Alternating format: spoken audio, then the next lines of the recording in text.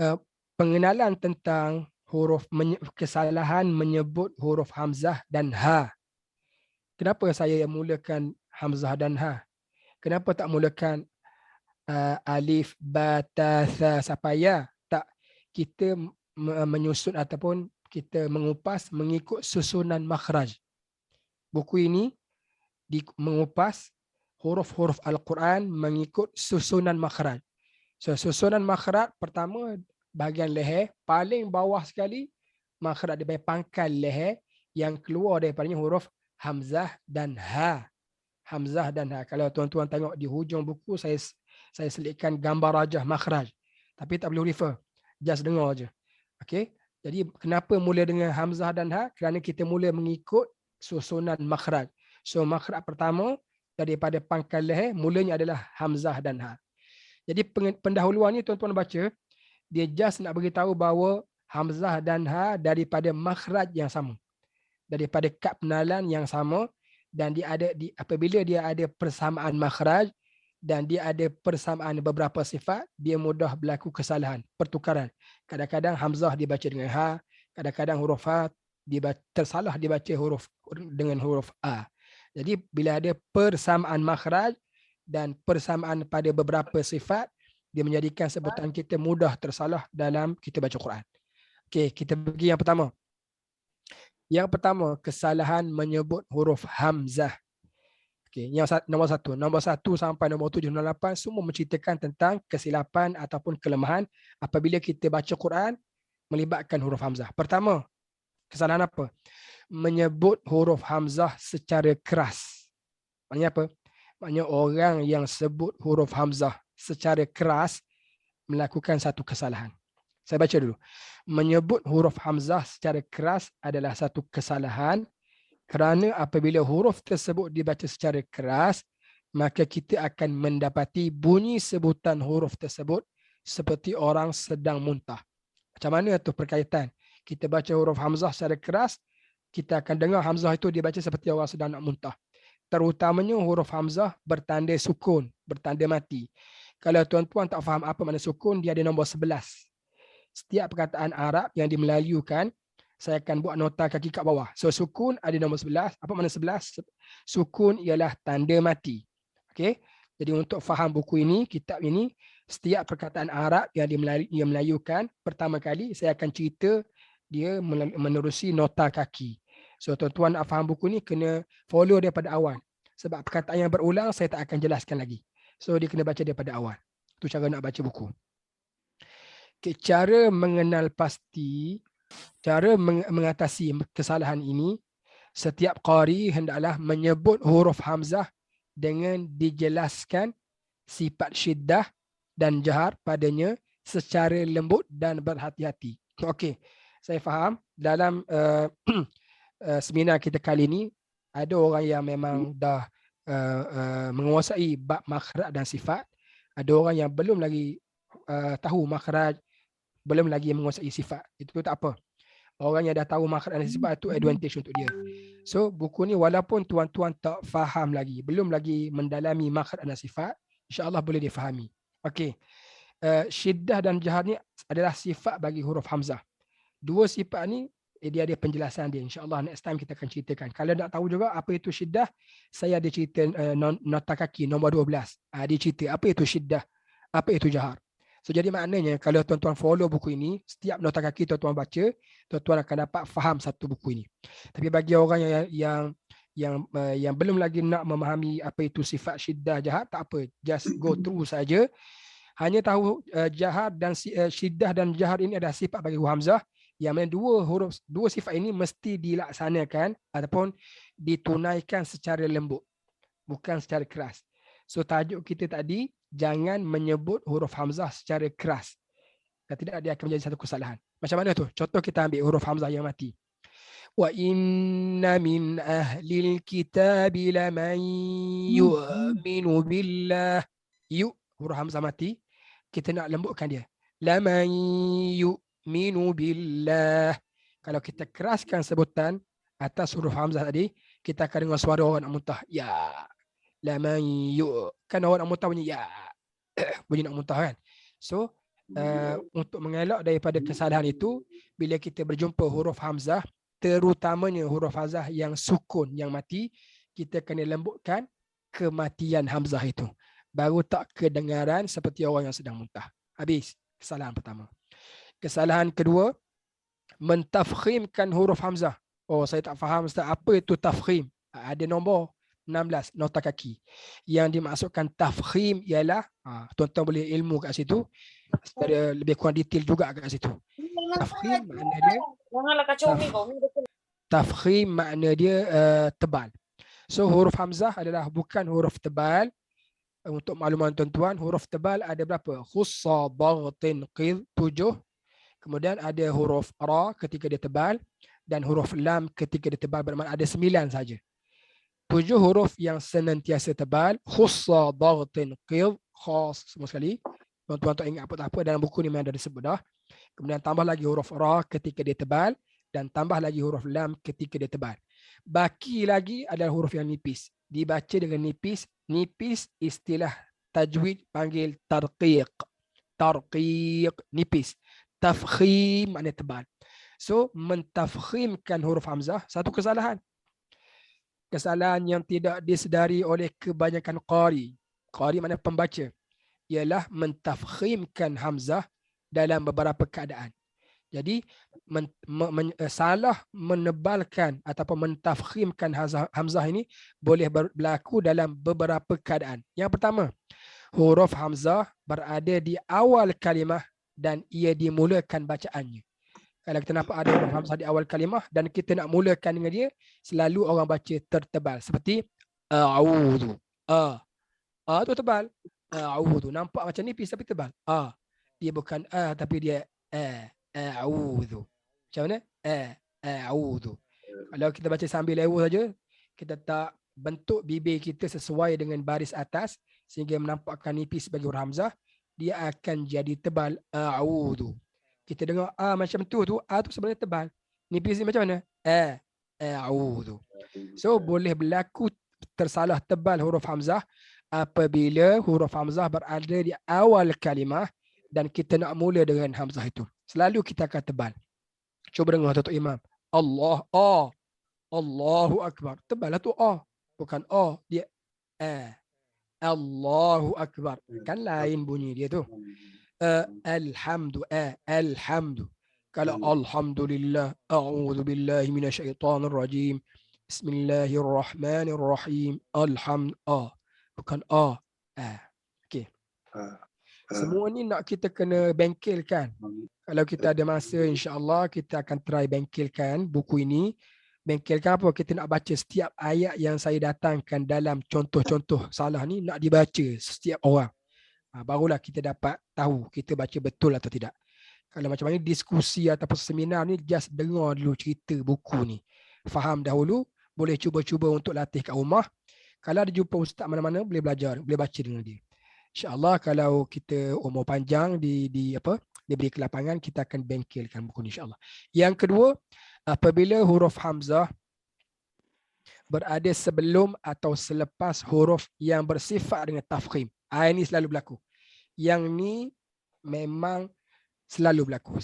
Sesiapa yang tidak belajar Quran secara daqiq ataupun secara detail, yang dibaca Quran tahu baris atas bawah saja, terus dia baca dan dia khatam pun dengan guru sekali je, dan guru mungkin guru kampung dia saja, dia tak pergi lagi guru-guru yang lebih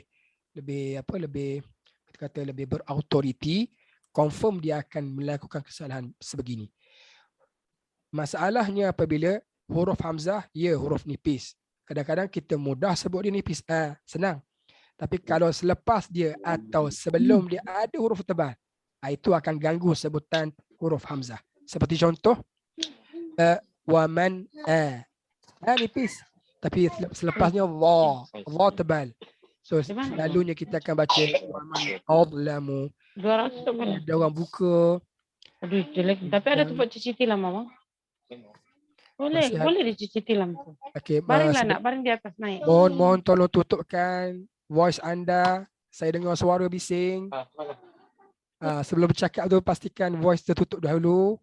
Saya nak tutup satu-satu memang tak sempat sebab ada 100 lebih kat sini. So jangan bercakap kalau nak buka mic. Kalau nak bercakap, tutup mic ataupun mute button mute tu, tekan saja. Okey. Okey. Apa cerita saya dah lupa dah. Tu sebab bising gangguan kan. So jangan ganggu. Pada saya cerita tadi. Okey Waman huruf hamzah nak dinipiskan hamzah tu Tetapi selepas huruf hamzah ada huruf dha, huruf yang tebal. So selalunya orang kita, orang Melayu ke orang Arab ke selalu akan tersalah menebalkan hamzah. Dibaca waman adlamu. Dia tebal hamzah tu. Sedangkan So macam mana kita nak masukkan huruf yang nipis dan huruf yang tebal? So masukkan dengan cara yang betul. Waman adlamu. Okey. Kemudian yang ketiga, berlaku kesalahan mentafkhimkan huruf hamzah ketika hamzah berada sebelum huruf mutajanis. Mutajanis ni ada cerita dia, kalau tak faham cuba tengok nombor 17 kat bawah. Tu baca sendiri. Saya ringkaskan. Mutajanis ni mana huruf yang sejenis, mana dekat-dekat nak sama. Ataupun mutaqarib, mungkin lebih kurang juga berdekatan dari sudut makhraj. So kalau huruf hamzah berdekatan dengan huruf yang hampir sama dengan dia, sama ada hampir sama dari sudut sifat ataupun dari sudut makhraj, tuan-tuan baca sendiri apa itu mutajanis, mutaqarib, dia akan mengganggu dari sudut menipiskan hamzah, jadi tersalah menebalkan hamzah. Contoh, faqala ni huruf hamzah nipis. Cuba tengok bunyi dengan hampir sama bunyi dia. Ha. Kalau qa, jauh beza. Qa, lain beza dia. Tapi kalau ha, bunyi dia pun seiras. Ini yang dimasukkan dengan huruf yang sejenis, mutajanis. So apabila huruf hamzah berjiran dengan huruf yang sejenis, selalunya kita tersalah menebalkan hamzah itu. Seperti ramai di antara kita yang baca faqala ahattu, jadi faqala ahattu bima, nipiskan hamzah. Faqala ahattu. Nampak macam senang, dengar tu macam senang je, tapi nak baca nanti baru tahu jawab senang ke tidak. Kalau jadi mutaqarib macam inilah, huruf hamzah dengan ha, ihdina. Hamzah dan ha mutaqarib, berdekatan dari sudut makhraj dia. Hamzah pangkal leher, huruf ha pun pangkal leher, bersebelahan saja. So selalunya ihdina orang baca mana? Ihdina, dia baca. Maliki yaumiddin, iyyaka na'budu wa iyyaka nasta'in. Ihdinas, bukan ihdina. Kalau jadi huruf hamzah tu jadi tebal, kemudian baris dia tak tepat.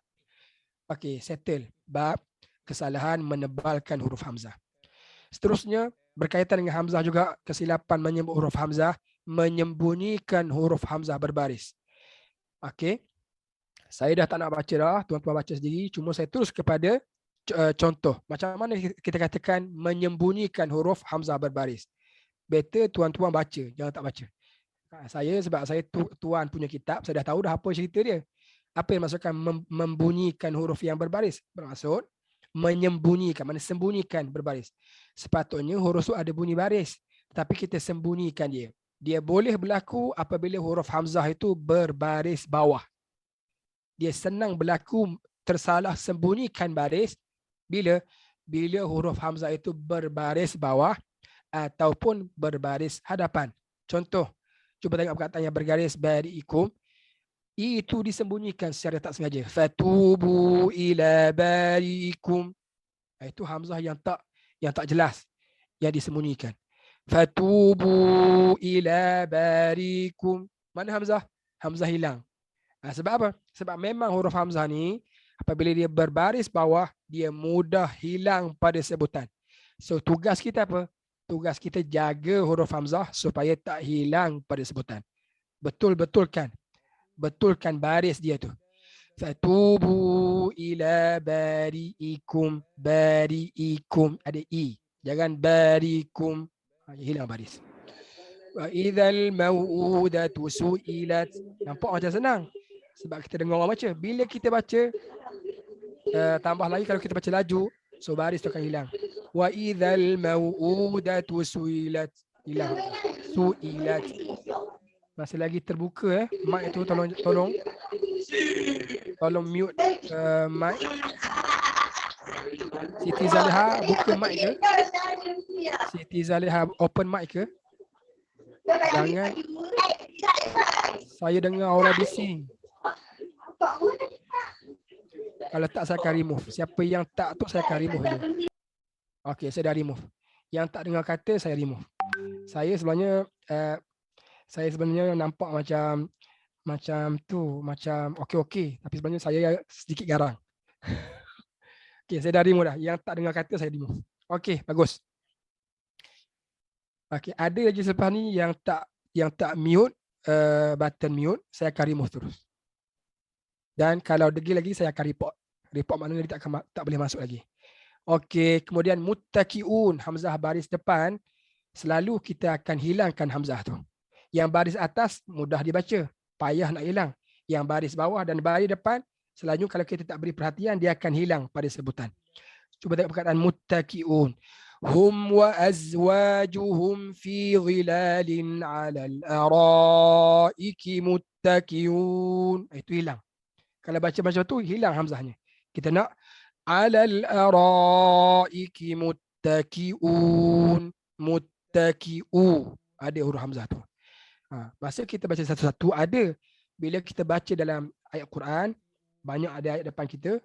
So kadang-kadang huruf hamzah yang baris depan tu hilang kualiti hamzahnya. Dia tak jadi tahqiq. Dia jadi macam huruf yang dihilangkan. Okey. Seterusnya yang keempat. Apa benda yang keempat ni? Kesalahan. Bawah tajuk kesalahan menyebut huruf hamzah. Yang keempat, menyembunyikan huruf hamzah ketika waqaf. Kena baca. Tuan-tuan baca. Saya tak baca sebab saya yang tulis buku ni. Saya tahulah. Perkataan wal an'ama khalaqaha lakum fiha dif ada huruf hamzah. Mana-mana perkataan yang kita nak waqaf yang diakhiri huruf hamzah.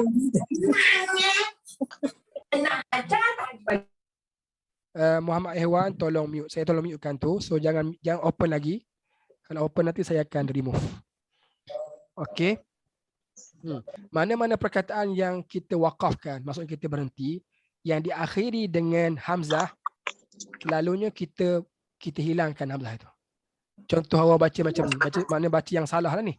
Lakum fiha dif. Hilang hamzahnya. Lakum fiha dif. Mana hamzah? Hamzah hilang. So hati-hati. Bila kita nak waqaf, mana-mana perkataan yang diakhiri dengan hamzah, kena nyatakan hamzah dengan hamzah yang dimatikan, yang disukunkan. Lakum fiha dif. Dia ada hamzah. Alla yasjudu lillahi alladhi yukhrijul khab'. Ada hamzah. Khab' ada hamzah. Kalau khab' yukhrijul khab' itu hamzah ba saja. Mana hamzah? Hamzahnya dibuang, dihilang. So yukhrijul khab'. Dia ada qalqalah dan hamzah. Betul juga berhenti pada perkataan sama. Berhenti mesti kena habiskan hamzah. Thumma stawa ila sama. Ada hamzah. Jangan berhenti. Thumma stawa ila sama. Hilang hamzah. Kita tak perasan. Tapi orang yang dengar, orang yang dalam ahlinya perasan. Hamzah tu tak cukup. Tak habis hamzahnya.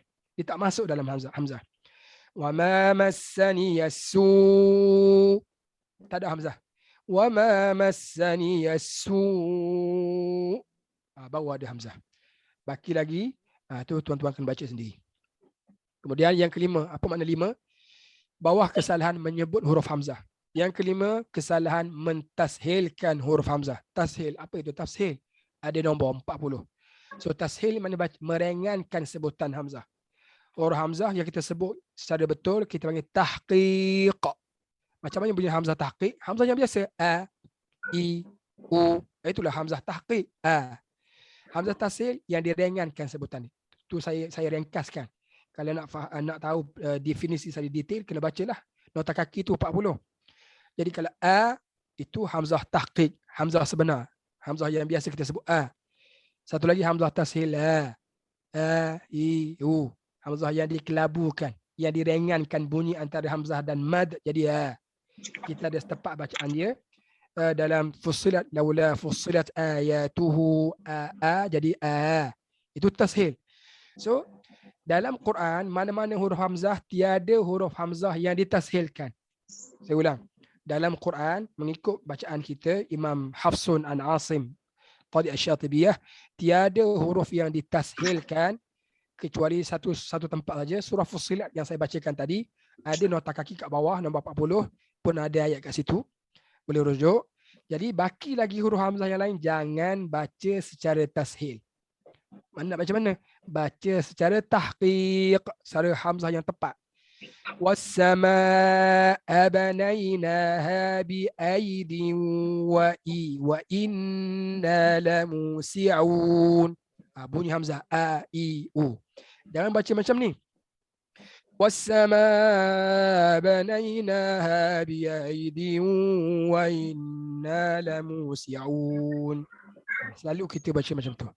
Kalau dia baris bawah, lagilah kita tersalah tashil. Thumma 'aradahum 'alal malaikati. 'Alal malaikah. Jangan baca 'alal malaikah. Itu tashil.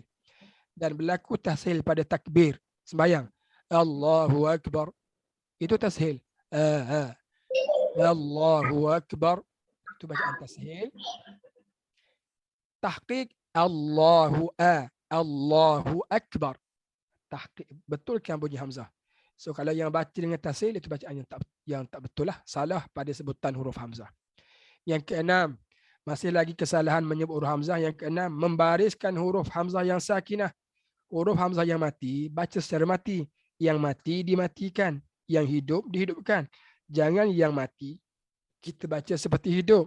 Seperti contoh ya'muruna, alladzina yabkhaluna wa ya'muruna. Jangan baca alladzina yabkhaluna wa ya'muruna wa ya'muruna. Itu bacaan menghidupkan ataupun membariskan hamzah. Bacaan itu tak tepat dan salah lah. Yang ketujuh, yang ni ada juga. Yang ni terlebih Arab daripada Arab. Menyebut huruf hamzah daripada corong hidung. Huruf hamzah nak disebut daripada leher. Ada sebut iyyaka na'budu wa iyyaka nasta'in. Dia yang huruf ain dia baca macam hamzah. Huruf hamzah dia baca macam ain. Jadi kena hati-hati. Kadang-kadang ada juga kita tersalah macam tu. Dia baca huruf hamzah daripada corong hidung. Jadi iyyaka na'budu wa iyyaka. Itu tak betul lah. Kalau berlaku kepada qari-qari ataupun guru Quran, itu sesuatu kesalahan yang aib lah, yang memalukan. Yang ke-8, ini kesalahan lagi, menyebut baris huruf hamzah seperti imalah. Okey, kalau sesiapa yang pernah tengok saya punya sharing video sebelum ini, saya ada cerita tentang Kak Amas membunyikan baris atas seperti taklil. Seperti taklil kan? Sebelum baris atas dia ada 3 baris. Saya ulang sekejap sebentar lalu. Baris atas dia ada 3 baris. Betul-betul baris atas kita panggil fathah. Baris atas yang condong sedikit kita panggil taklil. Baris atas yang condong banyak imalah. Baris atas baris taklil baris imalah ma'wa, baris atas ma'wa, baris taklil ma'we, baris imalah. Ketiga-tiga tu dia panggil baris atas, cuma menegak, condong dan condong banyak. Wadduha baris atas, wadduha baris taklil, wadduha baris imalah. So yang baris atas bagi imam kita Hafsun, semuanya dibaca dengan apa nama ni, fat bagi atas, kecuali satu tempat dibaca dengan imalah. Wa qala rukabu fiha bismillahi majraha. Asalnya baris atas majraha, tapi imam kita meriwayatkan bacaan imalah.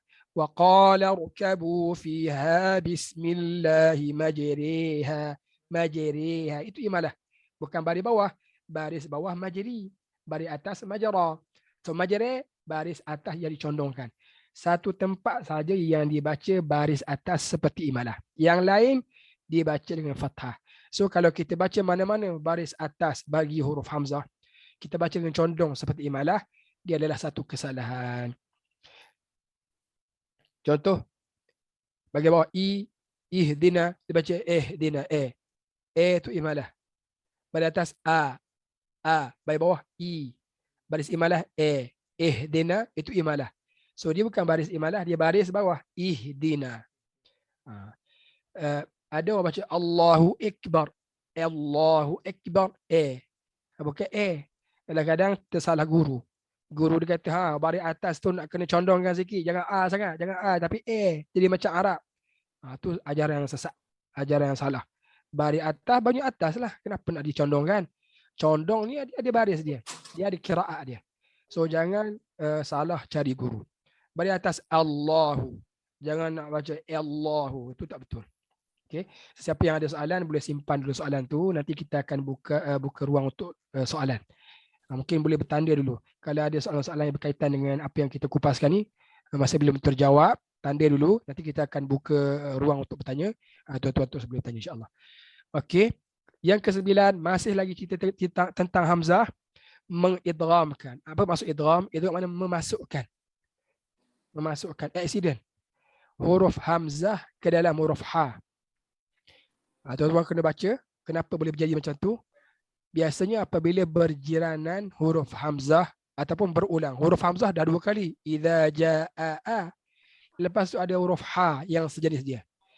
Kalau berulang 2 huruf Hamzah, lidah kita dah berat nak sebut dia. Idza jaa. Dah berat dah. Kemudian datang pula selepas huruf Hamzah itu huruf yang lebih kurang dia. Ha. Sejenis dengan dia. So selalunya lidah kita ambil shortcut. Dia potong jalan. Dia tak sebut satu-satu. Dia masukkan Hamzah kedua terus ke dalam huruf Ha. Hatta idza jaa ahadahumul maut. Mana Hamzah yang kedua? Hilang. Telah diidghamkan dalam Ha. Itu yang dikatakan kesalahan mengidghamkan huruf Hamzah ke dalam Ha. Apa situasinya? Situasinya seperti ayat ini. Berulang 2 Hamzah. Selepas Hamzah itu kedatangan huruf Ha. So tersalah mengidghamkan Hamzah ke dalam Ha. So macam mana nak buat? Baca satu-satu dan jangan gopoh. Jangan laju. Kecuali kita ni memang dah lidah Arab, lidah Al-Quran, hari-hari baca Quran, dah laju macam mana pun tak berlaku kesalahan.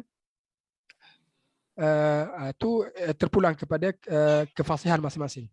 Hatta idza jaa ahadahumul maut. Satu-satu. Hatta idza jaa ahadahumul maut. Kalau baca laju, gopoh, memang dia akan tersalah idgham ataupun accident antara Hamzah dan Ha.